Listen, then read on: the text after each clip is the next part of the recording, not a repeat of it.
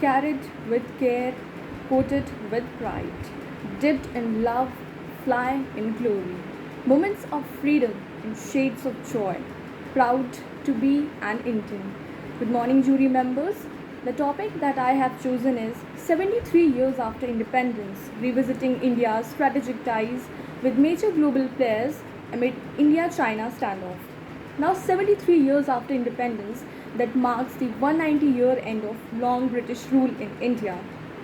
India today is a country having strong bilateral, trilateral, multilateral relations with various countries across the globe, be it either being member of United Nations, SAARC, BIMSTEC, or BRICS organization. The country with the fifth largest economy of the world, having GDP of $2.14 trillion, has not fell short on proactively promoting inclusive and equitable environment in the Asia and South Asia Pacific region. Now, to mention here, I'll say that in order to give a boost to its strategic ties, India has come up with certain set of best policies, which includes Act East policy, Neighborhood First policy, and Look West policy. Now, Act East policy.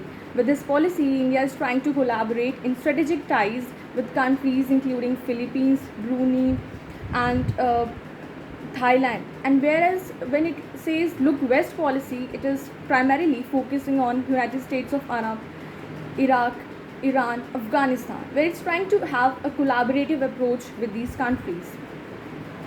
Now, India's international profile and credibility is rising day by day, and this is because of its over-expanding global footprint. And this is the fact that there are many countries who are supporting and trusting India in its various aspects, like the recently held elections in United Nations Security Council, where India backed with the majority of maximum number of seats, where it backed the seat for 2-year consecutive term as a non-permanent member. And there are many countries who are supporting India to be one among the permanent member of United Nations. Even USA, it has recently proposed and invited India to be one of the member of G7 countries, clearly stating it the fact that now it sees India as a major developing country and the country to play a big role in the upcoming years in the global economy. Now, India, after 73 years of independence, is engaged in various bilateral and multilateral exercises, primarily the defense exercises. Few to mention include Yudh Abhyas with USA, Sampriti exercise with Bangladesh, Ajay Warrior with United Kingdom, and there are many more to mention. Now, even in the recently held Malabar Naval Exercise 2020, Australia has approached India to let it be a part of this exercise, just to make this group as a quad group and counter China's presence in India's very own Indian Ocean region. Amid the ongoing standoff between India and China, the Indian Army soldiers have given an eyeball to eyeball, countering Chinese presence, and the Tigers of the 16th Bihar Regiment has left no stone unturned in countering Chinese from crossing the border. This issue has been hotly debated across the globe, and there are many global players like USA, Russia, Japan, who came in support of India and vehemently opposed the stance of and the step taken by China on its cross-border issues.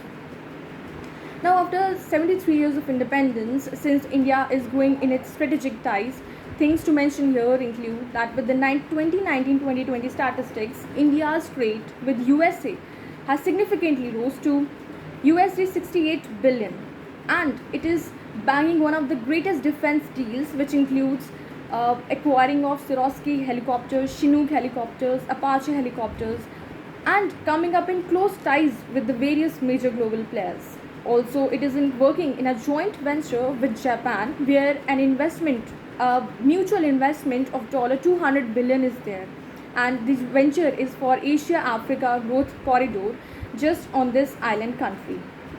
Now, with all these aspects, it is very clear that India is working in all its aspects to broaden its horizon in working with various countries and improve its strategic ties.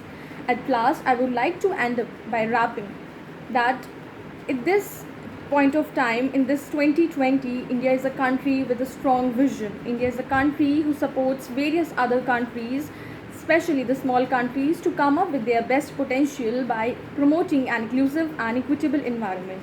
And the key to India's uh, successive growth lies in the fact that it needs to be very much incessant in improving its strategic ties, also countering China's by countering its hegemonic influence on Asia Pacific region. And the best policy that it already come up with is India's necklace of diamonds. So it's just I would like to say thank you.